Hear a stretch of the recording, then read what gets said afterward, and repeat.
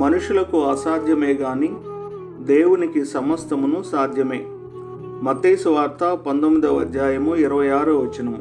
యెహోవా ప్రభువా, సైన్యములకు అధిపతియగు యెహోవాను పేరు వహించువాడా, సూర్యుడా, మహాదేవా, నీ అధిక బలము చేతను చాచిన బాహువు చేతను భూమి ఆకాశములను సృజించితివి. నీకు అసాధ్యమైనదేదియూ లేదు. బలము తనదని ఒకమారు దేవుడు సెలవిచ్చెను, 2 మారులు ఆ మాట నాకు వినబడెను. ఆయన సమస్త క్రియలను చేయును. ఆయన ఉద్దేశించినదేదియూ నిష్ఫలము కానేరదు. భూనివాసులందరూ ఆయన దృష్టికి ఎన్నికకు రానివారు.